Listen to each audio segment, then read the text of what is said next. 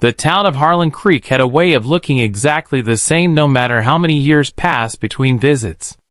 Cole Merritt noticed that the moment his truck rolled down the main road just past 8 in the evening, the same painted water tower stood at the edge of town, faded from red to a soft rust color that the setting sun made almost beautiful. The same hardware store sat dark and closed beside the diner that had been serving the same chicken fried steak since before Cole was born. The same gravel crunched under tires that had not traveled this particular road in almost 6 years. He had not planned on coming back. Not this soon. Maybe not ever, if he was being honest with himself in the way he rarely allowed. But his father's ranch had sat empty for 8 months since the passing, and the lawyer had called twice, and eventually there were papers to sign and decisions to make and a lifetime of accumulated things that did not simply disappear because a man died. So Cole had loaded his truck in eastern Montana, driven 2 days through open country and quiet highway, and arrived in Harlan Creek just as the last light was bleeding out of the sky. He pulled into the small parking lot beside the bus station, closed now, had been closed for years from the look of it, and cut the engine. He sat for a moment without moving. The heater ticked as it cooled. Outside, the November wind pressed against the windows and made the old street sign at the corner swing slightly on its post. Cole was 30 years old. He had spent the last decade working other people's land across 4 different states, sleeping in bunkhouses and small rented rooms, building a reputation as someone reliable and quiet and good with horses. He had not built much else. No permanent address. No one who called to check in. A handful of people who would have described him as a friend if pressed, though none who knew him well enough to notice when something was wrong. He stepped out of the truck and pulled his coat tighter against the cold. He was not looking for anything when he saw the figure on the bench. It was the kind of bench that sat outside bus stations in small towns everywhere, wooden slats painted green, one armrest missing, positioned under a light that flickered every few seconds as though it could not quite commit to staying on. The figure sitting there was young, thin, wearing a jacket that was clearly not warm enough for the weather, hunched slightly forward with his chin dropped toward his chest and his eyes closed. Cole stopped walking. The young man, barely more than a boy, Cole thought, though something in the set of his jaw suggested otherwise, had a worn backpack wedged between his feet and his arms folded across his chest in the particular way of someone who had learned to sleep in positions that protected what little they had. His dark hair had fallen across his forehead. His breathing was slow and visible in the cold air. He was asleep. Deeply, exhaustedly asleep. Cole stood there longer than made sense. There was nothing particularly remarkable about someone sleeping outside a closed bus station. It happened. People missed connections. People ran out of options and found the nearest flat surface and closed their eyes. Cole himself had slept in worse places during worse stretches of his life. But something made him stay. Maybe it was the temperature, dropping steadily now toward what the radio had promised would be a hard freeze before morning. Maybe it was the jacket, thin canvas, the kind that worked fine in October and failed completely in November. Maybe it was something else, something Cole could not name yet, some instinct that had served him well enough over the years that he had learned not to dismiss it. He walked closer. Up close, the young man looked older than he had from a distance, 18, maybe, or close to it. But exhaustion had a way of aging a face, and whatever this boy had been carrying, he had been carrying it for a while. His cheeks were hollow in the way of someone who had missed too many meals. His knuckles, resting against his arms, were slightly chapped from the cold. There was a folded photograph sticking out of the front pocket of his backpack. Cole did not look at it. He reached out and touched the young man's shoulder, gently, just enough to disturb sleep without startling. The young man's eyes opened immediately. Dark eyes, alert in an instant, the way eyes looked when sleep had never been entirely safe. He sat up and pulled back in the same motion, putting distance between himself and Cole before he had fully processed what was in front of him. "Easy," Cole said. He kept his voice low and even and took a small step back to give the kid room. "I'm not going to bother you. Just noticed you were out here in the cold." The young man stared at him. He said nothing. "Bus station's been closed 2 years," Cole said. "If you're waiting on a connection, it's not coming." Something shifted in the young man's expression, not quite embarrassment, but something adjacent to it. He looked at the dark building behind him, as though confirming what Cole had just said, then looked back. "I didn't know it was closed," he said. His voice was quieter than Cole expected. "Careful. Most people don't, if they haven't been here before." Cole studied him for a moment. "You from around here?" "No." "You got somewhere to be tonight?" A pause. The honest kind, where the answer and the admission arrive at the same time, and neither one feels comfortable. "Not exactly." Cole nodded slowly. He looked up the empty street, then back at the young man on the bench. The wind pushed through again, and the boy's jaw tightened against it even though he tried not to show it. "There's a diner about a block up," Cole said. "Still open for another hour. Hot coffee. Warm enough inside." He paused. "I was heading there anyway." It was not entirely true. He had been planning to drive straight to the ranch and deal with the cold and the dark and the emptiness of it. But the lie was a small and necessary kindness, and Cole had always believed that certain lies were simply offers made in a gentler shape. The young man looked at him for a long moment. Cole could see him calculating, measuring the risk, reading Cole's face for something that would tell him whether this was safe. Whatever he found there must have been acceptable. He reached down, gripped the straps of his backpack, and stood up. He was taller than Cole expected. Lean but not fragile. He moved with the particular carefulness of someone who had learned not to trust stability until he had tested it first. "I'm Cole," Cole said. Another pause. Then, "Brian." They walked up the block in silence. The diner light was warm and yellow through the window. Inside, a woman behind the counter looked up when the bell above the door rang and offered the automatic smile of someone who had greeted strangers for 30 years and meant it every time. Cole chose a booth near the back. Ryan slid in across from him, set his backpack beside him on the seat, close, within reach, and wrapped both hands around the menu without opening it. Cole ordered coffee and the soup.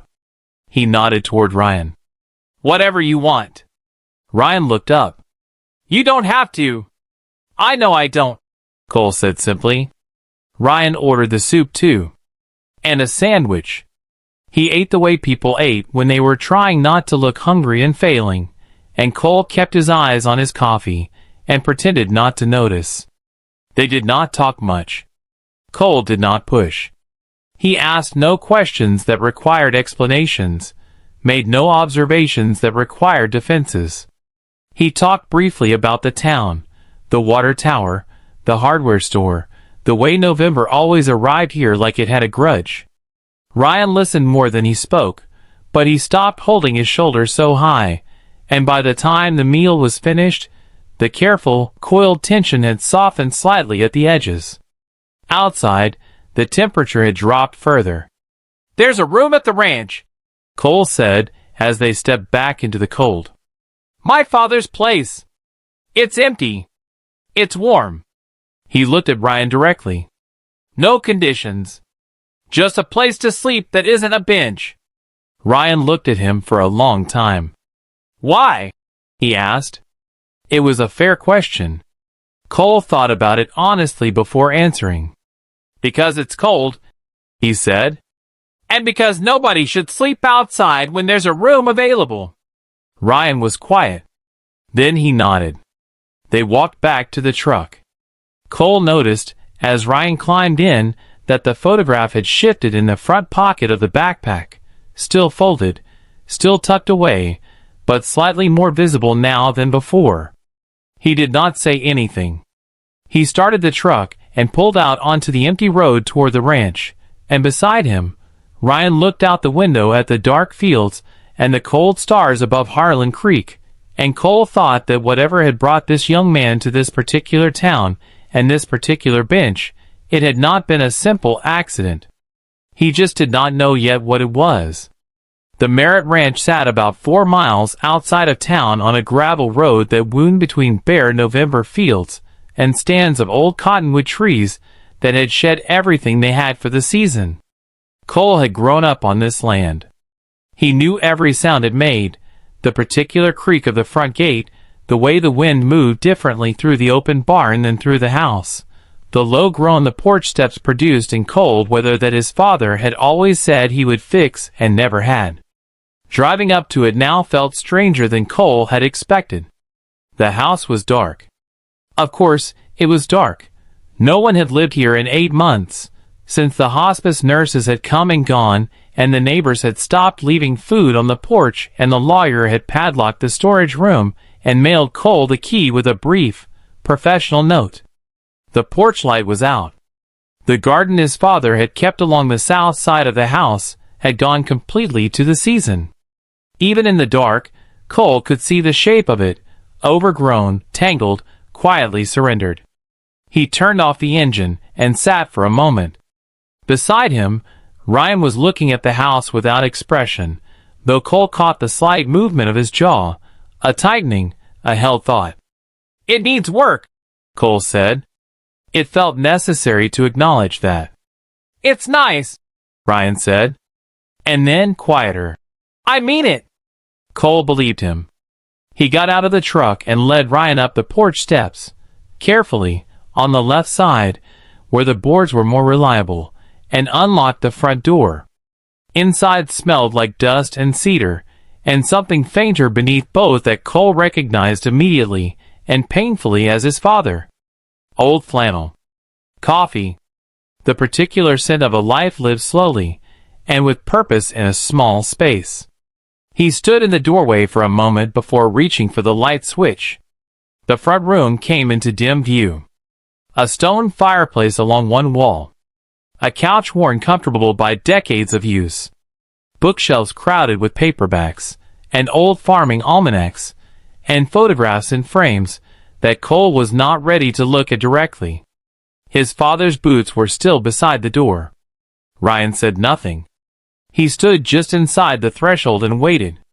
Cole moved through the house efficiently, finding blankets in the hall closet, checking the small bedroom at the end of the hall that had been the guest room, turning up the thermostat and listening to the old heating system groan to life. He found towels. He found a bar of soap still in its wrapper. He built a quick fire in the front room fireplace, using the same method his father had taught him when he was 7 years old. Kindling first, patience second, don't rush the wood.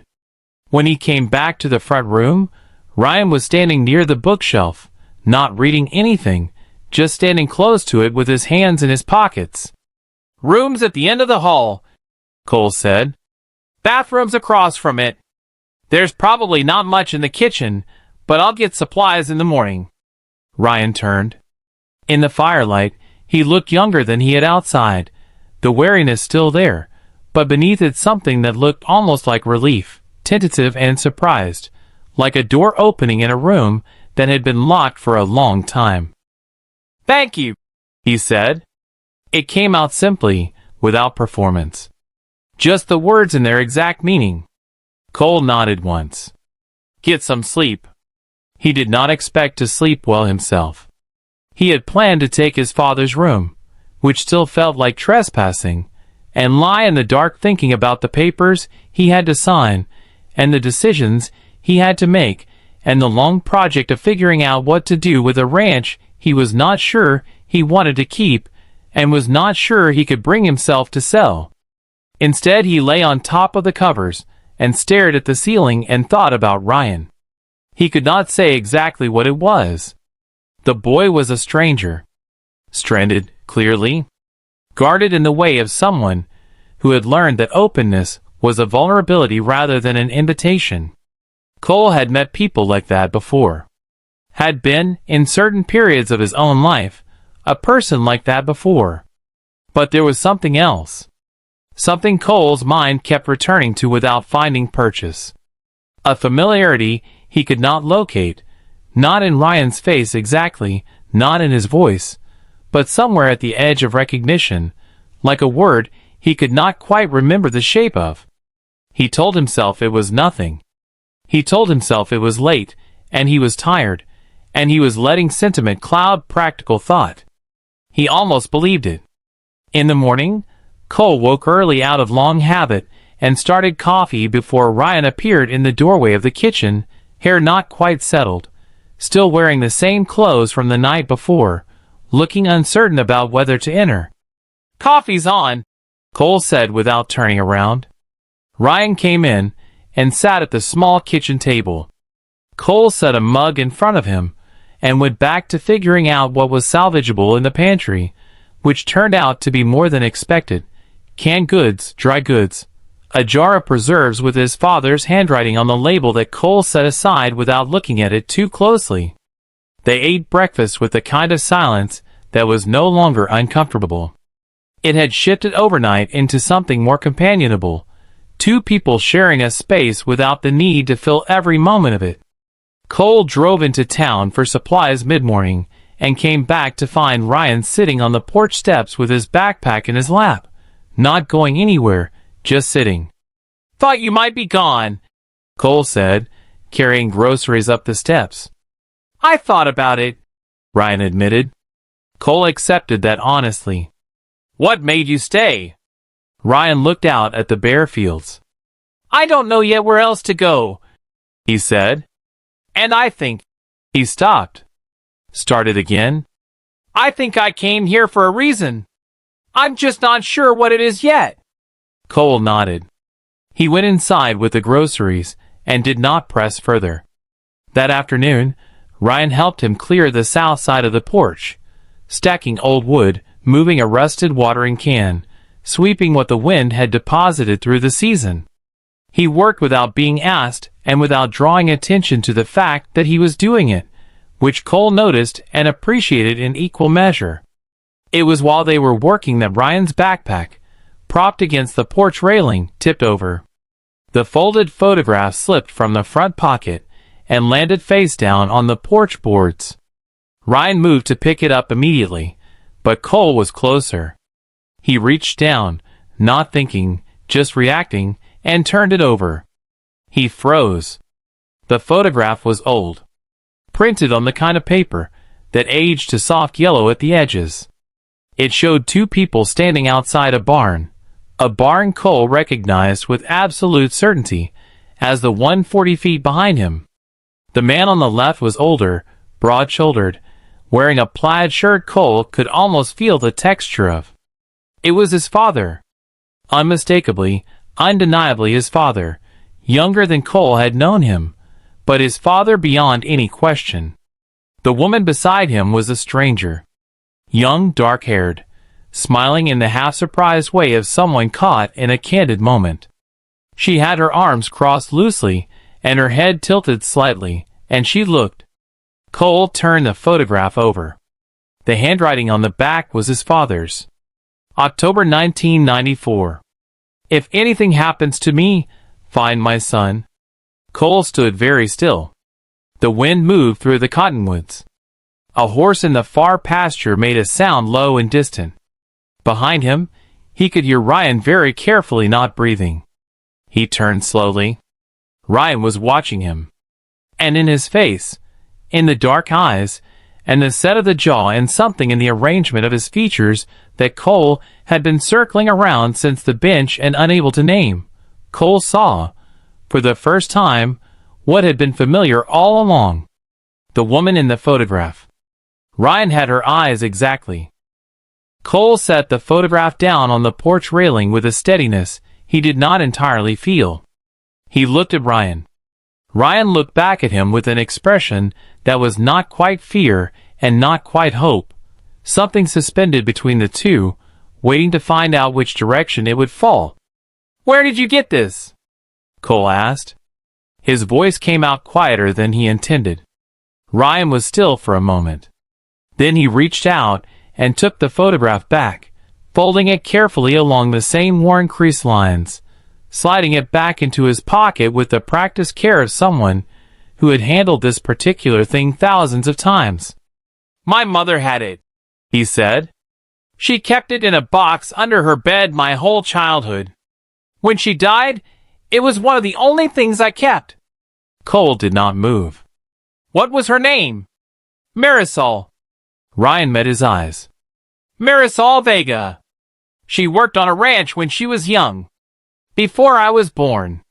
She never talked about it much, but she always talked about the town." He paused. "Harlan Creek." Cole sat down on the porch steps because it seemed like the right thing to do when the ground shifts under your feet. He pressed his hands together between his knees and looked out at the bare November fields and thought about his father. Thomas Merritt had been a quiet man, private in the way that men of his generation often were, not cold, never cold, but contained. He kept his history close and his regrets closer, and there were entire years of his past that Cole had understood, from a young age, were not available for conversation. He had accepted that the way children accept the architecture of their parents, as fixed, structural, simply the shape of the world. He was beginning to understand that it was not fixed at all. "How long have you been looking?" Cole asked. "Since I was 16, Ryan said. "My mother got sick when I was 14. She died about 2 years later. Before she went," he stopped, looked down at his hands. "She told me that if I ever needed to know where I came from, I should come here. She said someone had promised to keep a record. She said I wasn't forgotten, even if it felt that way." Cole was quiet for a long time. "She wasn't forgotten," he said finally. He did not know yet exactly what that meant, what the full shape of the truth was, how the pieces fit together. But he knew his father well enough to know that if Thomas Merritt had written those words on the back of a photograph and put a date beside them, he had meant them with everything in him. "I want to help you find out what happened," Cole said.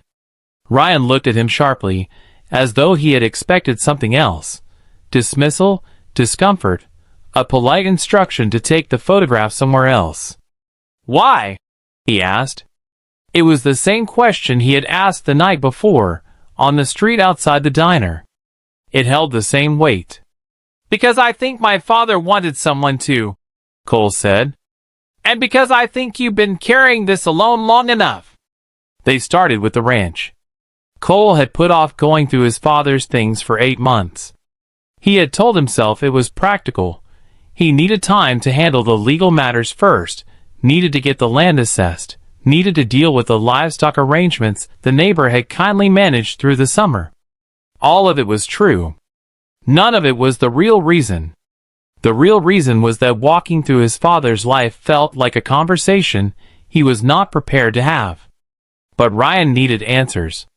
And Cole found, somewhat to his own surprise, that Ryan's need gave him a permission he had not been able to give himself. They started in the study, a small room off the main hallway lined with filing cabinets and a roll-top desk that Cole had never once seen open when his father was alive. It was open now, the lawyer having gone through the financial documents, and what remained was everything else. Letters and records and envelopes bundled with rubber bands that had grown brittle with age. Cole went through them methodically.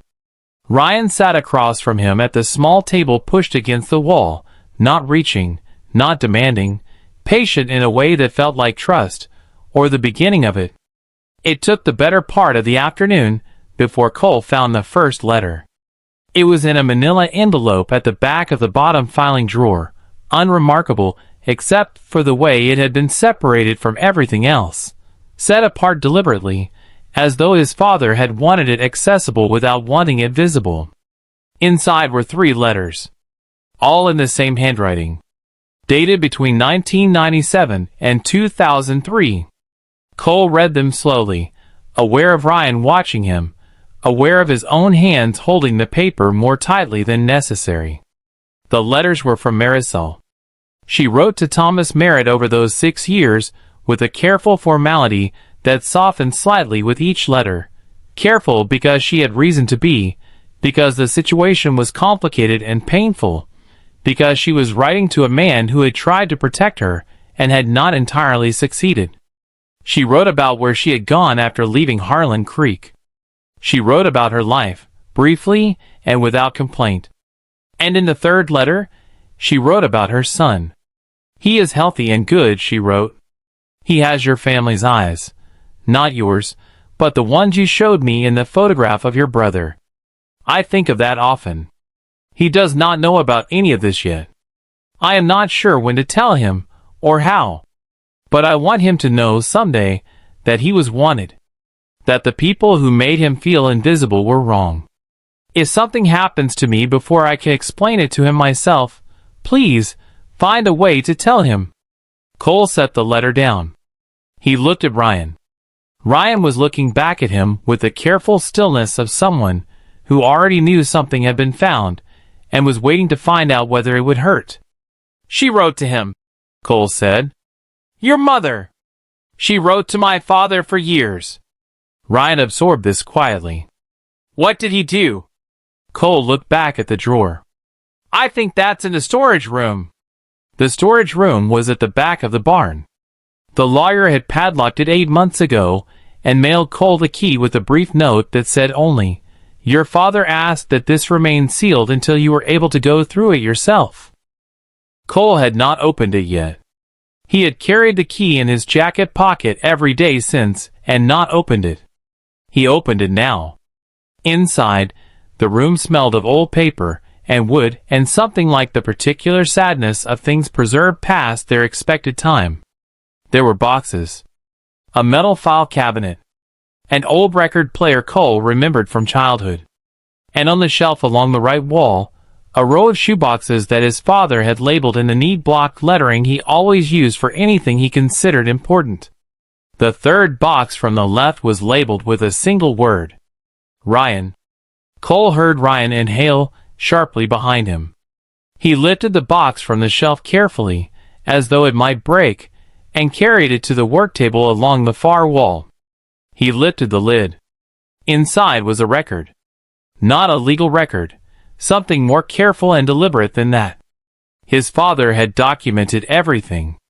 Letters he had sent to locate Marisol after she left. Records of money transferred to an account in her name, modest amounts, consistent, sent every year for as long as he was able. A copy of a letter he had written to a lawyer asking about the possibility of formal acknowledgement. A photograph of Ryan as a child that Marisol must have sent him. A small boy, maybe 4 or 5, sitting in a yard somewhere, squinting at the sun. And at the bottom of the box, a sealed envelope. On the front, in his father's handwriting, "For Ryan, when he finds his way here." Cole picked it up and turned to Ryan. Ryan looked at the envelope for a long moment. His face was very still, very controlled, in the way of someone who has trained themselves not to react too quickly to things that might be taken away. He reached out and took it, held it in both hands. He did not open it immediately. Cole did not ask him to. He stepped back and let Ryan have the room, and the silence, and whatever the next few minutes required. When Ryan finally broke the seal and unfolded the letter inside, Cole watched him read it. He watched Ryan's face move through expressions he could not entirely name: recognition, grief, relief, something deep and complicated that existed below the reach of simple words. Ryan read it twice. Then he folded it carefully and held it against his chest, and Cole looked away because some moments were not meant to be witnessed fully. After a while, Ryan said, "He knew. The whole time." "Yes," Cole said. "He was trying to find a way to." Ryan stopped. "He wanted to do right by her. By me. He just didn't." Another stop. He ran out of time. Cole nodded. Ryan looked up at the ceiling of the old storage room. He breathed through whatever was moving through him, and Cole stood quietly nearby in the way of someone who understood that presence, sometimes, was the only useful thing to offer. The neighbor's name was Earl Hutchins. He was 73 years old, retired, and lived in the same white farmhouse about a mile down the road that Cole had been passing since childhood. Earl had been one of his father's closest friends for 40 years, and one of the 6 people who showed up to help dig a garden bed when Thomas Merritt's back gave out 3 summers before he died. Cole drove out there the following morning with Ryan sitting quietly in the passenger seat, and 2 cups of coffee from the diner balanced in the console between them. Earl answered the door in his barn coat and looked at Cole, and then at Ryan, and then back at Cole with the expression of a man who had been waiting for this particular visit for a very long time. "Come in," he said simply. They sat at Earl's kitchen table, solid oak, coffee rings from years of use, a window overlooking the frost-covered field behind the house. Earl poured his own coffee and sat across from them and folded his hands and looked at Ryan with an openness that seemed to cost him something. "You look like her," he said. "Marisol. Around the eyes." Ryan nodded slowly. "People said that." Earl was quiet for a moment. Then he told them what he knew. Marisol Vega had come to work on the Merritt Ranch in the summer of 1993, 20 years old, hard-working, kind and easy and unperforming way of someone who simply was that way without effort. She had been brought on to help during a difficult season after Thomas Merritt's wife, Cole's mother, had left the family without warning when Cole was 4. Thomas was managing the ranch alone with a young child and too much land, and he needed help. Marisol stayed for almost 2 years. She and Thomas became close. Not romantically, Earl was careful to clarify, though he said it gently rather than defensively. They were close in the way of 2 people who trusted each other through hard seasons and shared the daily work of a life. She was like family. The problem came from the other direction. Thomas had a business partner, a man named Gerald Sutter, who co-owned a portion of the property through an arrangement Thomas had come to regret. Gerald was not a kind man. When he discovered that Thomas had hired someone without his approval, he made Marisol's situation at the ranch increasingly difficult. He disputed wages. He questioned her right to be there. When she stood her ground, he escalated. Thomas had tried to protect her. He had documented what was happening, confronted Gerald, attempted to dissolve the partnership. But Gerald had leverage, legal and financial, and the process was slow and expensive. Marisol left before Thomas could resolve it. She left because staying had become unsafe, and because Thomas had a son to protect, and because she understood that sometimes the right thing to do and the safe thing to do are not the same. She left in the spring of 1995. She was already pregnant when she went. Thomas did not know immediately. When he found out, through a letter she sent nearly a year later, he spent the rest of his life trying to find a way to be accountable for the failure that had happened on his land, under his roof, in a situation he had not caused but had not prevented quickly enough. He had set up the account. He had kept the records. He had sealed the box. He had written the letter. He had done everything a man could do from the wrong side of a mistake he could not undo, and he had hoped. Earl said this clearly, looking at Ryan without flinching. He had hoped that someday the boy would come and find the box, and the box would say what he had not managed to say in time. Ryan listened to all of this without interruption. Cole watched him and said nothing. When Earl finished, the kitchen was quiet for a long moment. "He didn't know what to call me," Ryan said finally. It was not quite a question. "In the letter, he didn't use any specific word." "No," Earl said. "He wasn't sure what you'd want. He just wanted you to know that you were." He paused, chose carefully. "That you were counted. That you were in his thoughts. That the failure wasn't yours." Ryan looked down at his coffee cup. Cole reached across the table and placed his hand briefly over Ryan's. Not dramatically, not with any particular force, just the quiet contact of one person reminding another that they were not alone in the room. He removed it after a moment. Ryan looked up. He did not say anything. But something in his face had changed. A weight redistributed, a long-carried tension given somewhere finally to rest. They drove back to the ranch in the same quietness they had left it in, though it was a different kind of quiet now. Fuller, somehow, the way a room felt different after a window had been opened. Cole made dinner. Ryan sat at the kitchen table and helped where asked and otherwise watched the fields go dark through the kitchen window as the afternoon became evening. The horses in the pasture moved in the easy, purposeless way horses did at dusk. The old cottonwoods were black against the fading sky. "What happens now?" Ryan asked. Cole set 2 plates on the table and sat down. "That depends on you." Ryan considered this as though it were a new concept. The idea that what happened next was a function of his own choosing rather than something that would simply arrive and require management. "I've been moving since my mother died," he said. 2 years. Different towns, different work, whatever I could find. He turned his fork over in his hand. "I've been so focused on finding this." He paused. "I didn't really think about what came after." "That happens," Cole said. "You spend so long working towards something that the thing itself catches you off guard." Ryan looked at him. "Did that happen to you?" Cole thought about it honestly.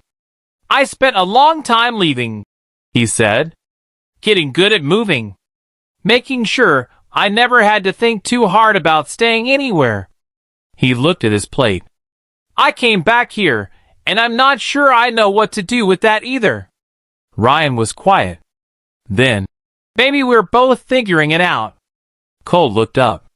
Something passed between them in that kitchen, in the warm light, and the smell of the meal, and the sound of the wind outside. Something that neither of them named or reached for, but that both of them felt. A recognition. A tentative and careful and quietly significant sense that the other person in the room was not a stranger in the way most people were strangers. Cole looked back at his plate. "Maybe we are," he said. November gave way to December slowly, the way seasons changed in this part of the country. Not with any single decisive moment, but with a gradual accumulation of cold and light and bare sky until one morning you looked outside and understood, without anyone telling you, that something had shifted. Ryan stayed. He had not announced it formally, had not sat down and made a speech about decisions. He had simply continued to be there, at breakfast, at the barn, working alongside Cole with the particular usefulness of someone who was determined to be worth the space they occupied. Cole had stopped pretending he expected him to leave. The ranch, which had felt like a weight when Cole first drove up to it, had started to feel like something else. More manageable. Less like an obligation and more like a project. Something with potential. Something that could be made into more than it currently was with enough time and enough hands. Cole taught Ryan the ranch work he did not already know, which was less than Cole had expected, because Ryan had worked farms and small ranches during his 2 years of traveling, and had picked up more than he gave himself credit for. He was good with the horses, patient in a way that animals responded to quickly. He worked hard and did not complain and asked questions when he did not know something, which Cole respected more than competence alone. In the evenings they sat on the porch when it was warm enough, or in the front room by the fire when it was not, and they talked.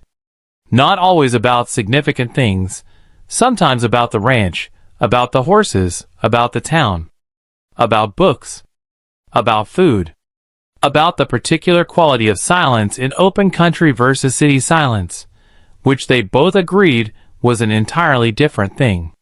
But sometimes about significant things. Ryan talked about his mother in the careful way of someone who loved deeply, and had learned that the depth was not always safe to show. He talked about the 2 years of moving, the towns that had not worked out, the jobs that had ended badly, the particular kind of loneliness that came from always being the person who did not quite fit. Cole listened without filling the silences with reassurance. He had learned, over time, that some things did not want to be reassured, they wanted to be witnessed. He tried to offer that. He talked about himself in return in the halting and somewhat unfamiliar way of a person who had not done it in a long time. About his mother leaving when he was 4, and what that meant for the version of attachment he had built afterward. About his father, not just the discovery of the past weeks, but the man himself, his particular goodness and his particular failures, and the complicated love Cole had for both. About leaving, and why he had left, and what he was beginning to understand about why coming back had felt necessary, even when he could not articulate it. Ryan listened the same way Cole did, fully, without performance. It was a slow thing, what built between them. Not dramatic.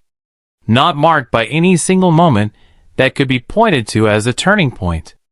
More like the way frost built on the window glass, gradual, accumulating, quiet, and then suddenly one morning you looked and it was there, intricate and complete and unmistakably real. Cole was aware of it the way you were aware of weather.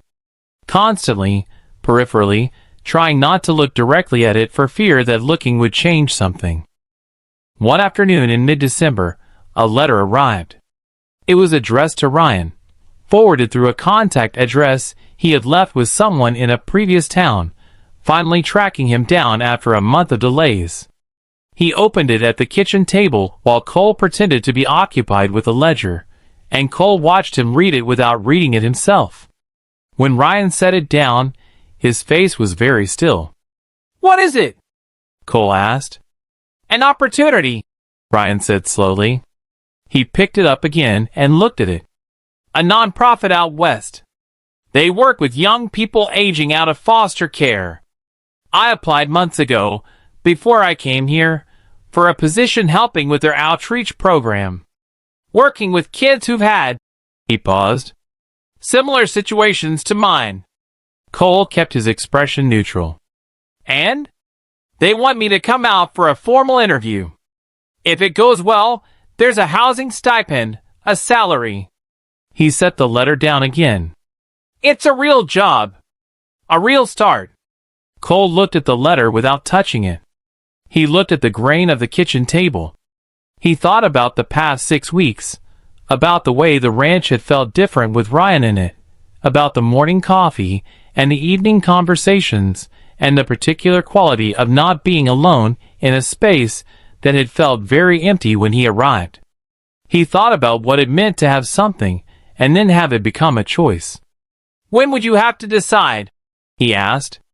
"By the end of the week." Cole nodded slowly. He stood up from the table and went to the window and looked out at the pasture where the horses were moving in the cold afternoon light, unhurried and unconcerned with anything beyond the grass and the sky and the warmth of their own breath. He thought about what his father would have said.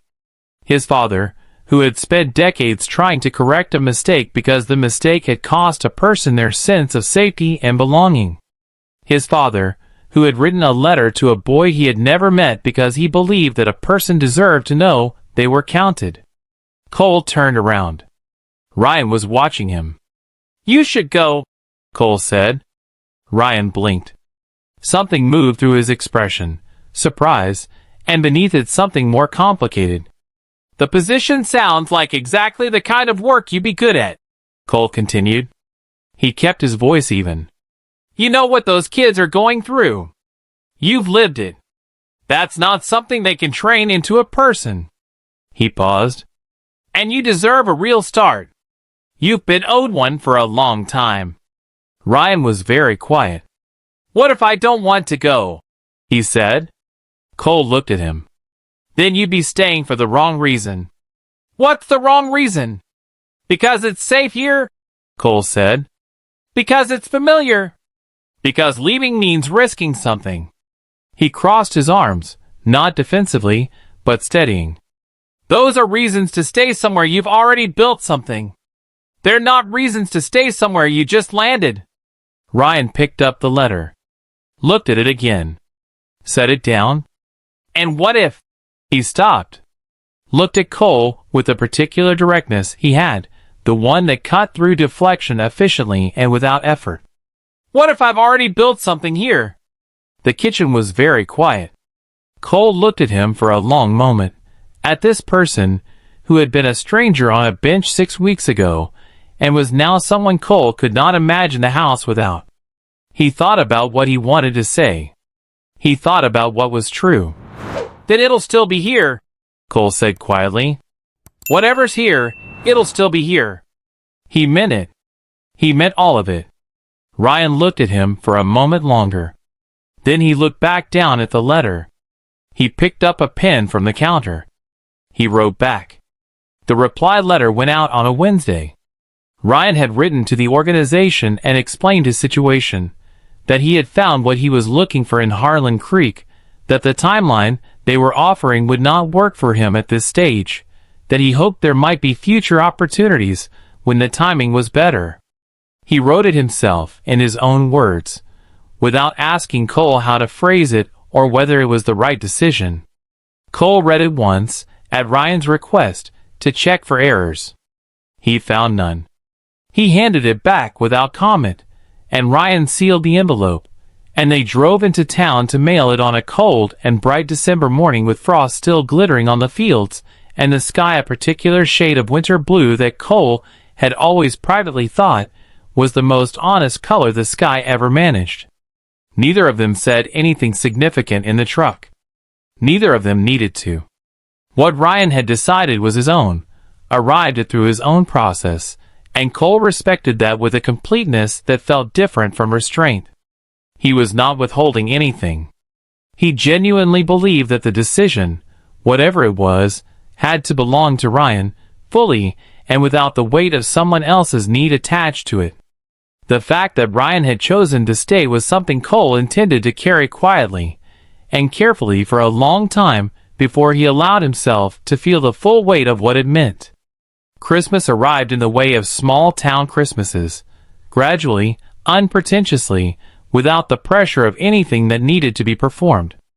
Earl came for dinner on Christmas Eve. He brought a pie and the particular relaxed warmth of someone who had been grieving quietly, and was glad to be at a table with people again.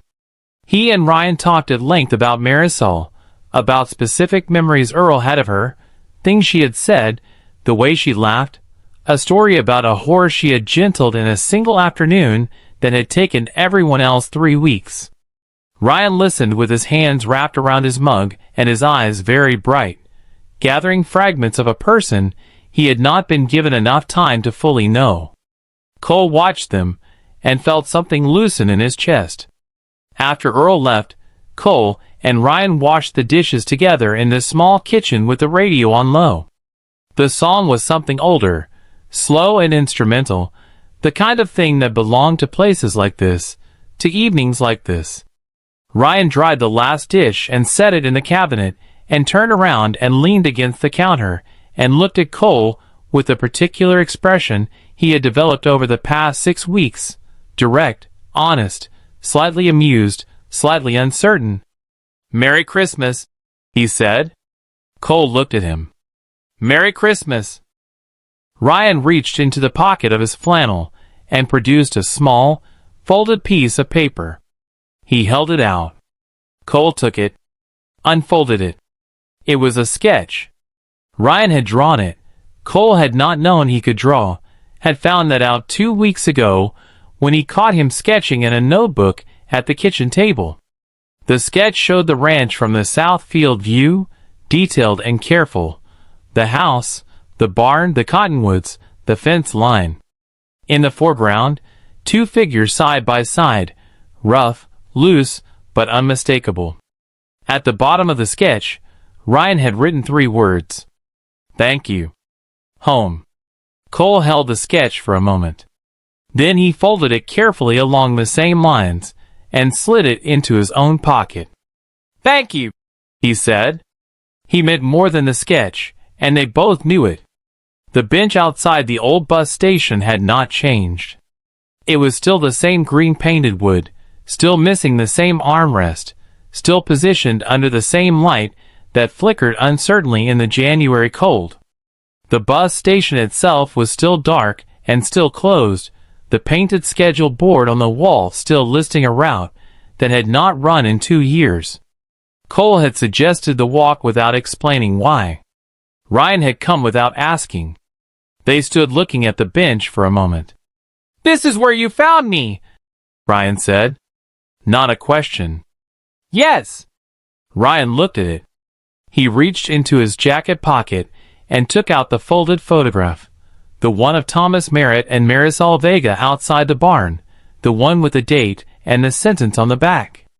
He held it in his hands for a moment without unfolding it. "I've been trying to figure out the right place to keep this," he said.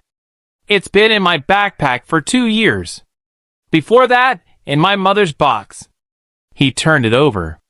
"It always felt like it was waiting for somewhere to be." Cole looked at the photograph in Ryan's hands.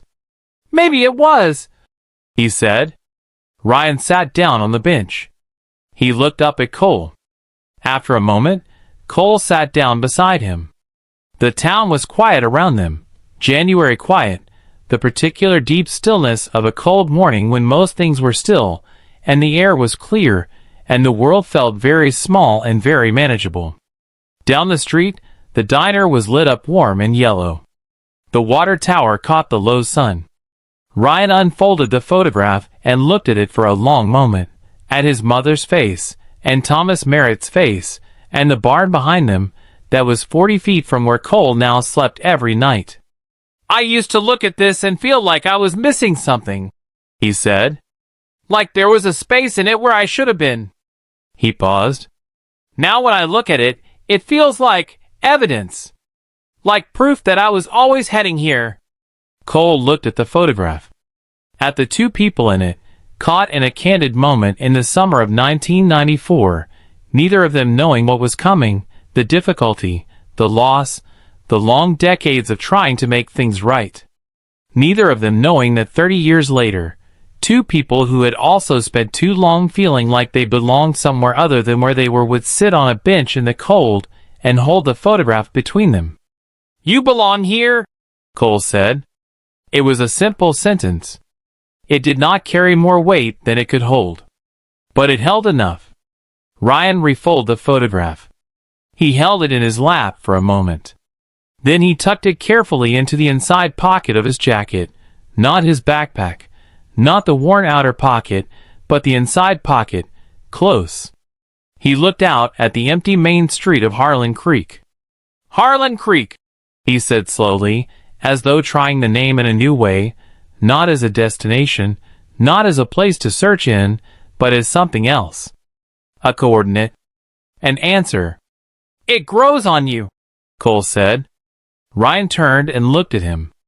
The morning light was the specific pale gold of January, and it caught the angle of his face and the dark of his eyes, and he was smiling slightly, not the cautious, measured expression of 6 weeks ago, not the smile of someone testing whether it was safe, but something more settled, more certain, more like the face of someone who had finally located the ground beneath their feet and found it solid. "It already has," Ryan said. They sat together on the bench for a while longer. No particular rush. No particular destination. The diner down the street would open fully in 20 minutes. The ranch was 4 miles out the gravel road. The horses would need water, and the stove would need wood, and there were 100 ordinary, necessary, good things waiting for them at the end of the walk back. But right now there was the bench, and the cold morning, and the photograph in Ryan's inside pocket, and the quiet, comfortable fact of two people sitting beside each other in a town that had, against all odds, and through more grief than either of them had planned for, become the place they both stayed. Cole put his hands in his coat pockets. The light down the street came on fully. The town woke up around them, slow and unhurried, the way it always had. And for the first time in longer than he could clearly remember, Cole did not feel the pull of somewhere else. He was exactly where he was supposed to be.